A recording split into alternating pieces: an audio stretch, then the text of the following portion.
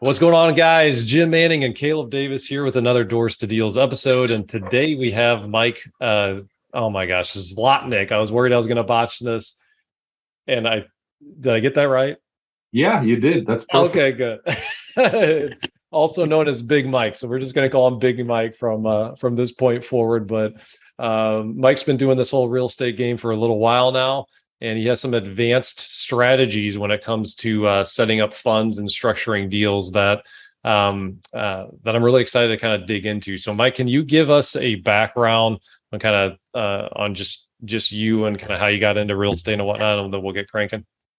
Sure. So it's been a little while, only since 2000. Yeah, I've been investing in real estate since 2000. I'm in New York City, in Brooklyn, New York. Um, been a passive investor for many years because I had a career in technology all the way through to 2009. So passive investor 2000 to 2009. 2009, I went full time after a very successful technology career. And since 2009 until current, I've been running a family of funds, Temple family of funds. And my real estate adventure started with just acquiring passive apartments in New York City, multifamily houses, and it's very different than doing it anywhere else in the country. New York is an expensive place, never a cash flow play. You just live on the appreciation.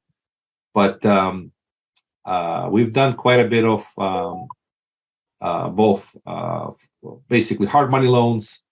Since 2009 until now, we've done, I don't know, over 1,000 loans in the hard money space.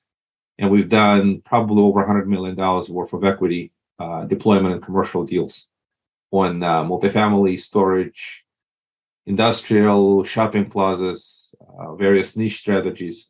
So pretty much broad range of, I've seen all these single family fix and flips, all flavors of that as a lender, and I've owned turnkey properties too. But most of what we do today are commercial deals, multifamily, value add projects. Midwest, you guys are Midwest, and we love Midwest. So. That's right. So a tech guy turned real estate investor. I love that.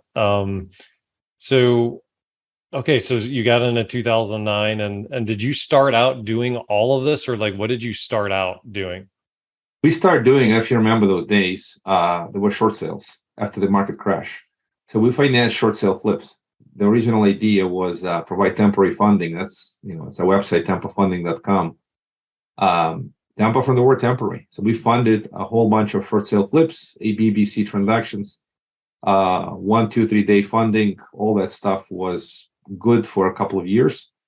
2011, that thing came to a screeching halt because banks didn't like the fact that someone else was making money on their stupidity, pardon my French, but they start putting on the flip restrictions. So people needed the money for 90 days, 120 days.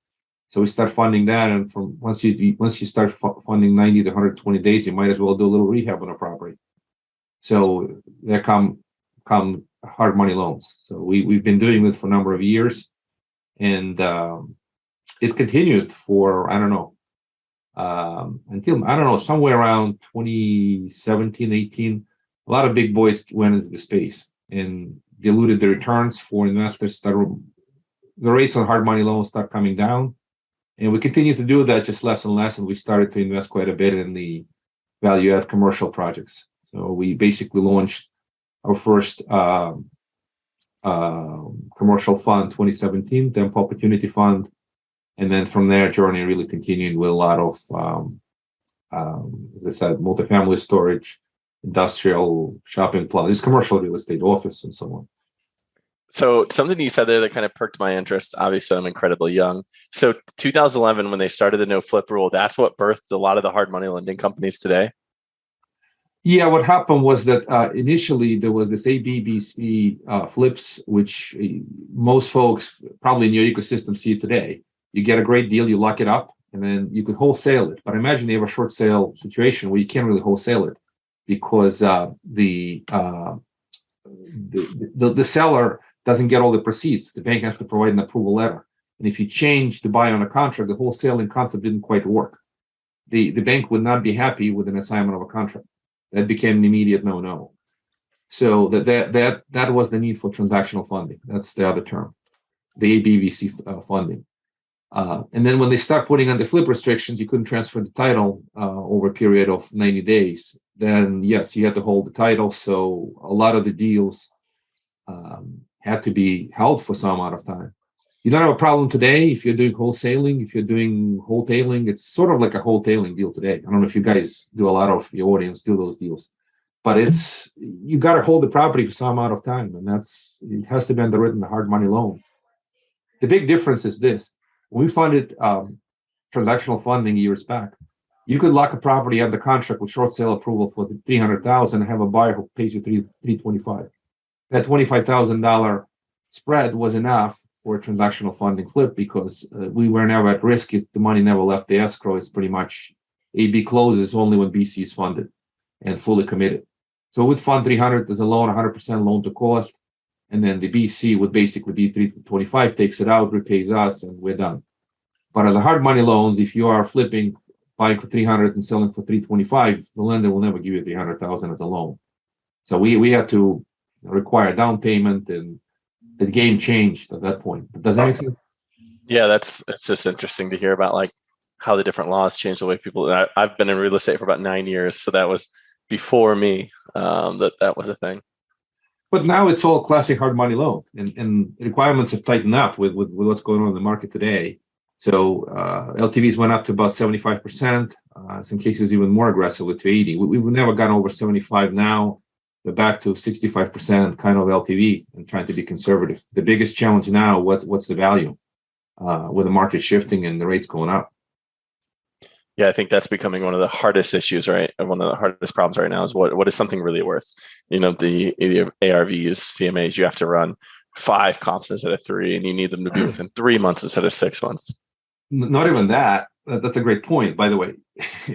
The appraisal problem or valuation problem, when the market moves in a certain direction, rapidly moves, that's the challenge. So the recent comps are no good at what's going to happen in 6 months when you complete the rehab, right? Whatever value you add the work, what's going to be the value in 6 months when they're going to push interest rates another 150 basis points with what they're doing with the by the Federal Reserve. So that's the big issue: who's going to pay for the property and what they're going to pay in 6 months. That's right. So let's get into, so you said you had some fund structures. So I'm kind of curious on that now. Like, talk to us about like today and like how you're investing and what you got going on, Mike. So, yeah, thank you, Jim. So basically, funds are vehicles. So that's the best way to think about this. So we've created some advanced vehicles, and I'll talk about this in a minute. We still invest in value add projects. We really try to rely heavily on the experience of the operator and substantial value add, where there's less concern of what the market does. It really depends on how well the strategy is executed. But we do put an advanced structure on some of these deals. So I'll give you an example. We just funded a deal, and we have similar concept within our funds as well. But I'll talk about a specific deal, and then I'll explain our Tempo Growth Fund 2, which has this advanced structure as well. So we did a deal, we call it Michigan 2. It's 2 properties in suburbs of Detroit, 512 doors, multifamily. Acquisition is a package. And to make long story short, it's about $57 million mortgage, first lien mortgage, and about $21.6 million of equity. But we structured the equity, not all common equity. We structured half of it as preferred equity and half of it as common equity. And the reason we did this is because there are a lot of real estate professional guys. And again, we reconnected through Matt Andrews' family mastermind, but I met originally through the Collective Genius Mastermind, which is another mastermind of many guys who are movers and shakers in real estate. They do a lot of real estate deals. Most of them are real estate professionals. And what do they need? They need a way to deal with the tax liabilities. And the way they deal with tax liabilities with depreciation. So by structuring the deal with preferred and common equity, we bifurcated different benefits to different unit holders. So preferred equity unit holders get no tax benefits, zero zilch. They get zero depreciation, they get zero operating losses, but they get higher safety. So their preferred return is first. Their return of capital is first ahead of the common equity. So their investment is a lot safer, and it works really well for doctors and dentists people who don't need depreciation, but they want to participate in the deal. They want to participate in the upside in the deal, but tax benefits don't do anything for them because depreciation is not going to help them. But the safety matters to these folks. Having preferential position, senior position, they're not ahead of the mortgage, they're behind the mortgage, but they're ahead of the common equity. So the preferred equity investors get their safety, they get their seniority of pref, seniority of return of capital, they get no tax benefits. When you go to the common equity investors, they take all the depreciation benefits, all the operating losses, all the construction, expense construction, all that stuff goes to the common equity. They take more and more risk because they're behind the preferred equity folks. But it's almost a requirement by IRS that they have to be at a higher risk level. They have to be on the hook for losses to be able to take the depreciation. Not only it's a practical higher risk, but it is a required risk. Otherwise, IRS would say you can't do that.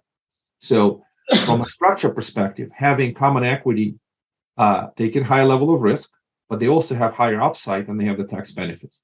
And a lot of folks we know, real estate professionals, guys who do fix and flips, and end of the year, they need a tax deduction.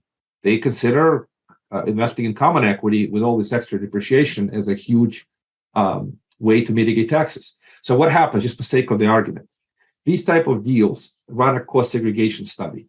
So you're pretty familiar, guys. I hope you're familiar with the cost seg. So cost seg generates substantial depreciation.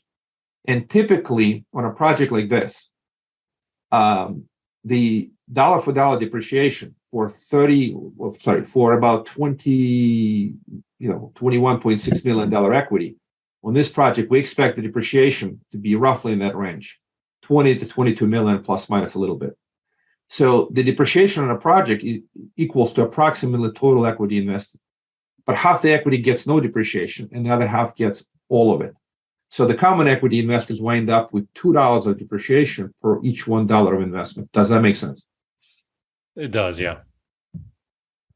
Yeah, it's a very powerful concept, and we've used this concept actually on a fund level as well. We have Tempo Growth Fund 2, which is our growth fund, and we went even one step further. On this fund, preferred equity is roughly 60% of total capital, and common equity is 40%.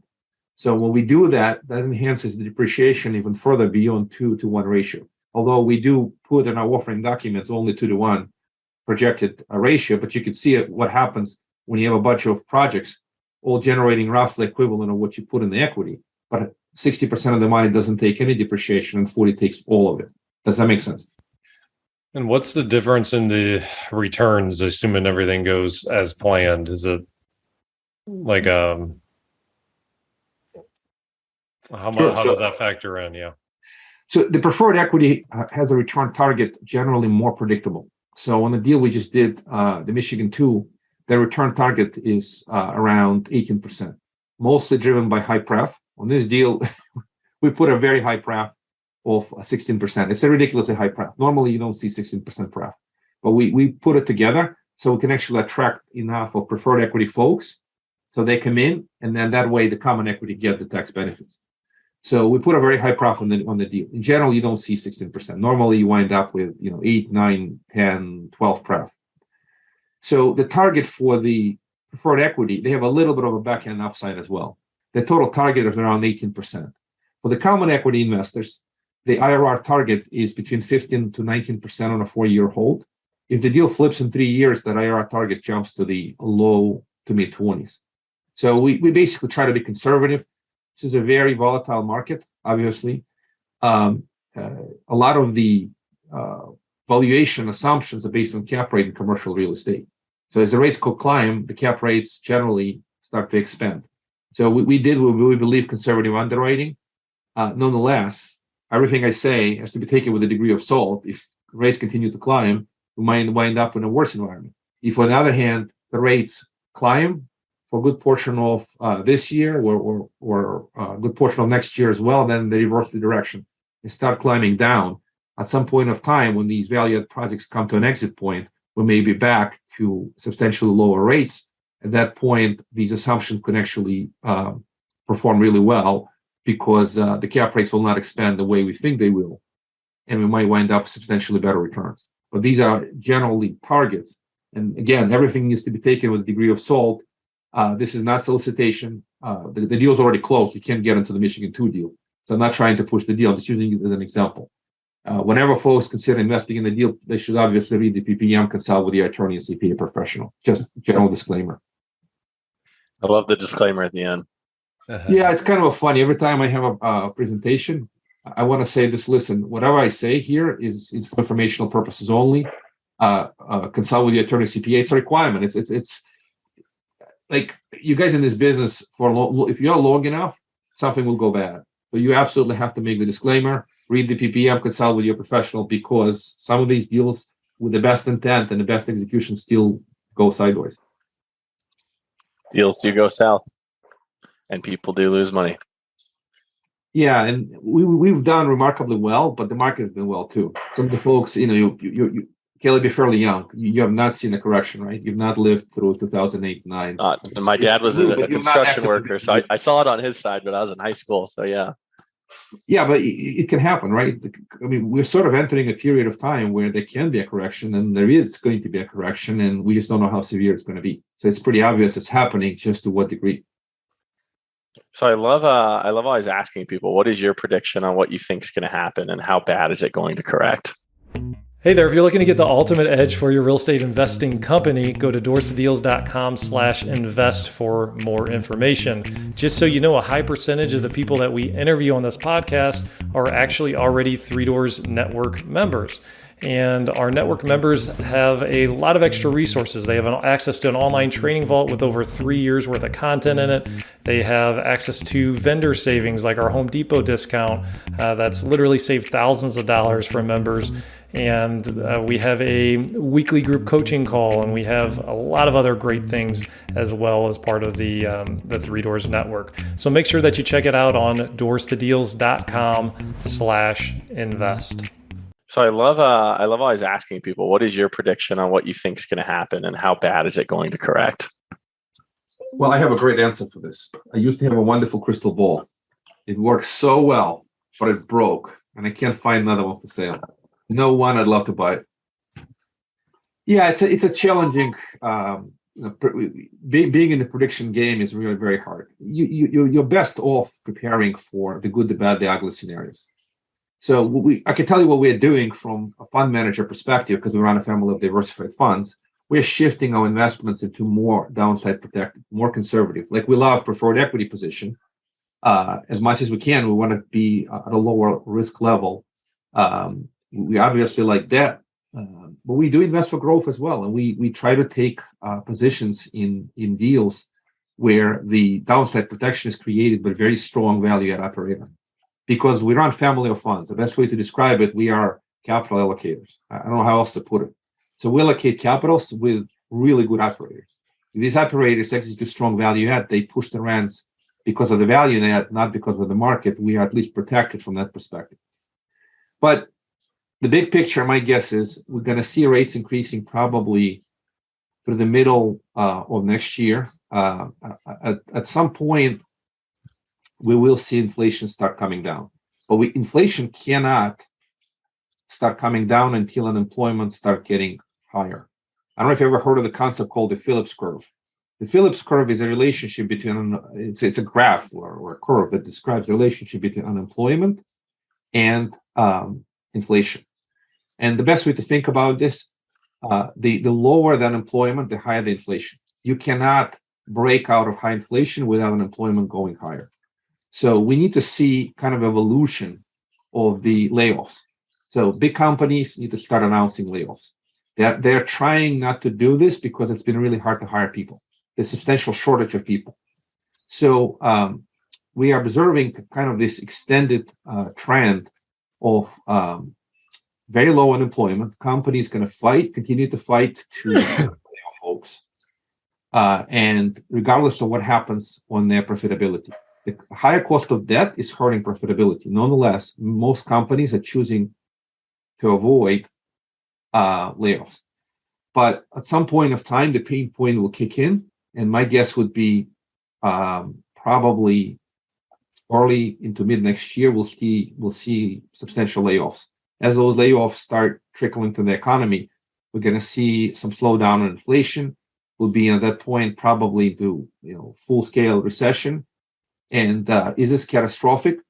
Well, the catastrophic scenario will come in is if a lot of bridge debt comes for renewal, and the renewal is not possible, and then the market could see essentially a debt implosion. That's what worries me. So many operators have borrowed money at the rates of 3-4%, and now the same rates are 6-7%. When they can't refi and they have to sell, a lot of inventory is going to hit the market, and that's may cause the price deflation. And sort of that's the risk. Gotcha. That's very informational. I appreciate that. I was just looking up the Phillips curve as well because I'd never heard of that. And I was trying to do a little more research on it. So I think the other thing with the layoffs not happening is even when they are going to start, some companies are still hiring and they're going to scoop those people up. So it's going to be a little bit before we see unemployment go up. Yeah, I mean, your guess is as good as mine. I think we need to see a reasonable amount of unemployment moving from, it just moved from 3.7 to 3.5%. We want to see it going over 4%, 4.5%. And by the way, full-scale recession, employment usually goes over 6%. We're so far away that I don't think it's going to be the case. The other interesting thing is what's going to happen from a political environment, elections. If elections move the Congress to the point where the government stops printing money the way they've been printing money. I mean, think about what's caused inflation. The bigger part of the inflation problem has been government printing press. So if we don't see any more aggressive government expenditures, we will hopefully be in a position where inflation can start showing signs of slowdown. And but not until unemployment numbers get somewhat worse. You just can't. And I don't know what you. I'm a scholar of economics. So I'm a business person, but I love economics, and that relationship is pretty fundamental, and it actually makes sense. When you have full employment, what happens? Salaries continue to go up, more dollars in circulation, people have more buying power, and the inflation cycle continues.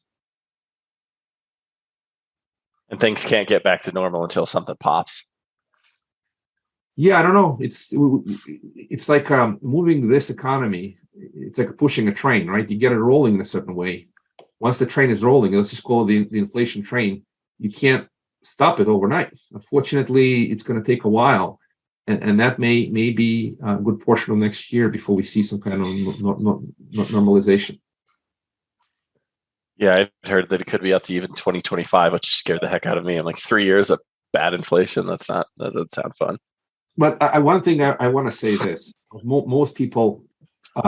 They're scared of the word inflation. Inflation is certainly a scary word for if you're a Social Security recipient, if you're a fixed income recipient.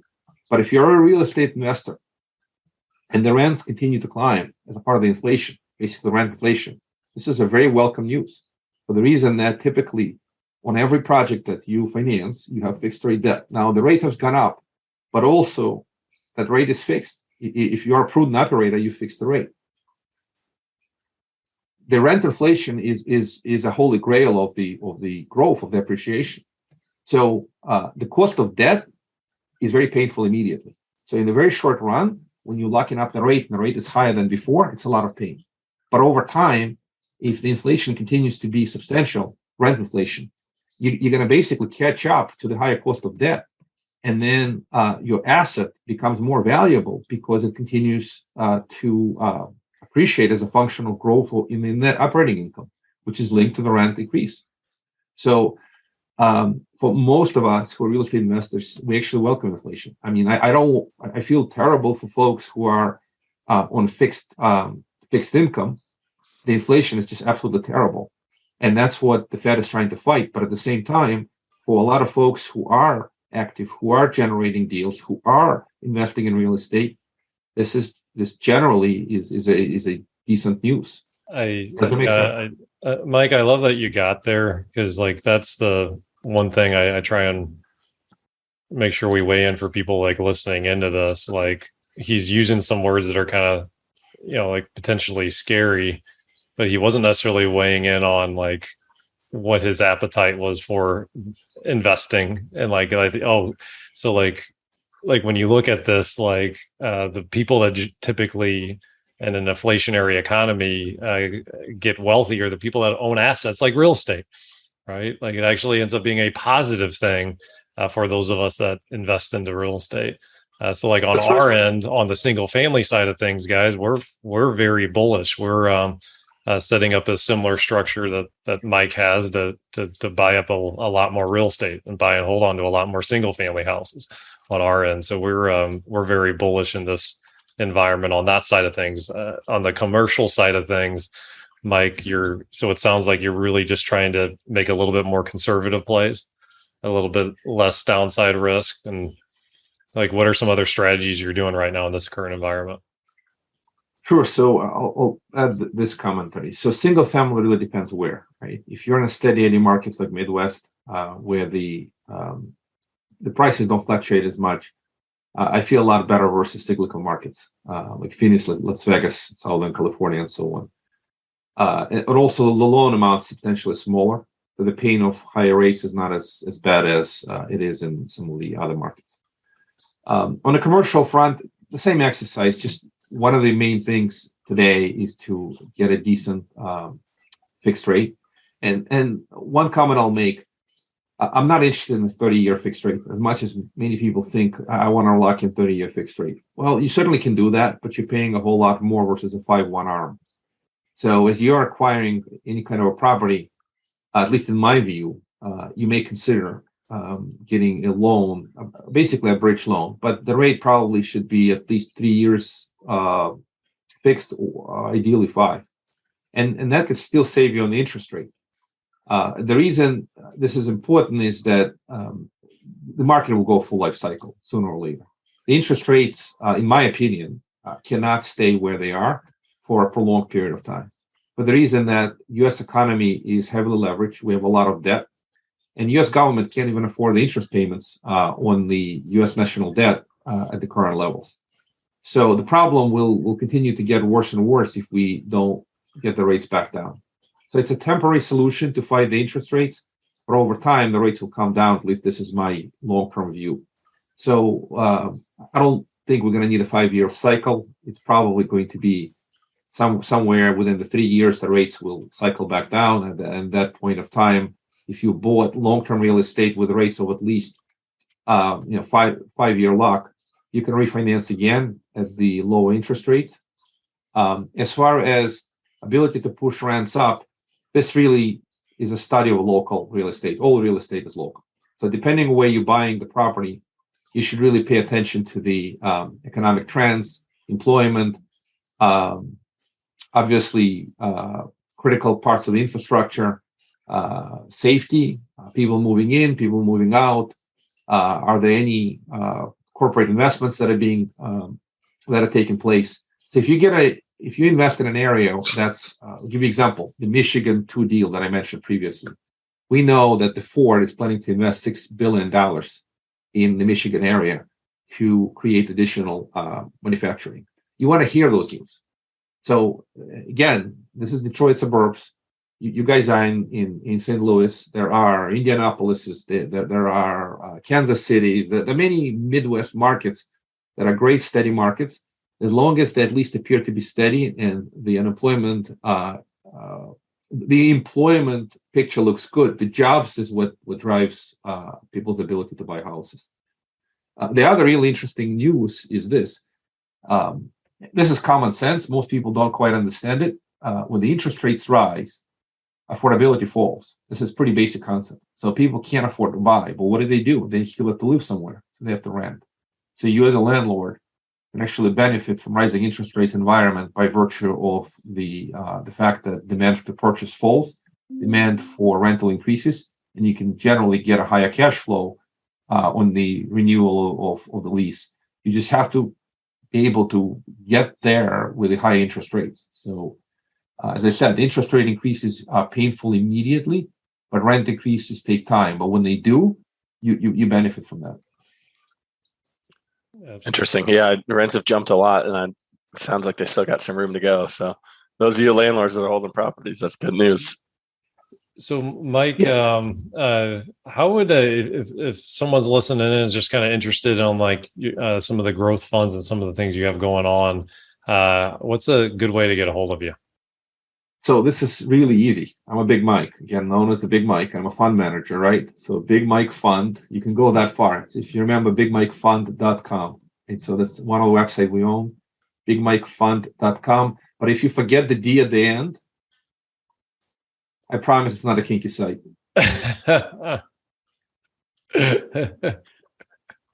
Yeah. Oh, that's great. All right. Well, yeah, it's this is the reality of life. I've been a guest on shows like yours, and the people said, "What did you just say? BigMikeFund.com?" They misheard me, and the moment I heard that, I had to run to the GoDaddy and secure that URL before somebody else gets it. I actually just before you said that, I typed in Big Mike Fun, and I was like, "Oh, that goes to the site. What a smart move!" Yeah, the minimum thing we can do. But as far as folks interested in our funds, we appreciate folks reaching out. And I'm going to say this again. I don't know when the new episode is going to come out, but we end late part of 2022. For those folks who don't know, this is still a year of 100% bonus depreciation. So in this year, when we run cost segregation study, we can still provide these top-notch depreciation benefits in our funds. Structure enables those outsized depreciation to pass to investors in the common equity. So I know folks don't know me from Adam. At the same time, we've been doing this for many years. You can research us. We've put together a really advanced fund structure, and we feel greatly about what the fund is investing into, as well as the tax benefits it'll provide. Even in this environment, because we focus on value-add projects. I don't know how else to put it. We don't buy retail. We buy everything with substantial upside. And this Michigan 2 project that I mentioned, the general fees is just so you get an idea what the value-add projects look like. The average rent going into the project is about $1,000 a door. The rents are well below the market, and the units are in a classic format. So it's almost like you can renovate a house that looks 30-year-old, 40-year-old kitchens and everything else. Same thing happens in multifamily. It's classic outlook. The comparable rents today for the same product are $1,400-$1,500 a door. All you have to do is renovate and make it look pretty internally, externally, well-maintained complexes. So the upside is driven very much by taking the rent from $1,000 a door to $1,400 a door. Even if the market corrects, there's still such substantial upside, and we invest with folks who are really good operators. In this day and age, operation is everything. If you can renovate well, regardless of what's happening out there, and that the reason I say this, renovate well, you need to have great supply chain, ability to get materials directly from China or wherever you're buying them, have your own crews to execute. And you guys do substantial volume. Having very competent people who you can take from a project to a project, vertically integrated, that's the term. It makes all the difference. Lots of folks buy, hey, I'm located in Chicago and I'll go buy a property in Oklahoma City. That's wonderful. The problem is if you don't have the crews and the warehouse, the supply chain, you try to execute value, it becomes a nightmare. The folks we invest with, they have dozens of projects in a given location, if not more, and they execute very, very strongly. This is the key to success, in my view, having a vertical footprint in a given market and strength of the execution. Absolutely. So, well, I think that's a wrap, guys. Caleb, anything else? Nope, nothing else for me. Thanks for your time, Mike. This was super informational. Yeah, thank you so much. That's a wrap, guys. For additional resources, go to doorstodeals.com. And don't forget, we're already generating over $186,000 per month in passive income for people in our world. And we're just getting started, and we can help you out as well. So if you want to grow your passive income, we have multiple options available. The first step is for us to get to know each other better.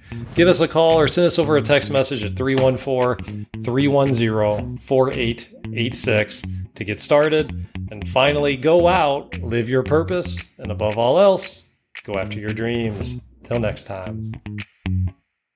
Thanks for tuning into this show. For more episodes and resources that will unlock doors to deals, check out our website, doorstodeals.com.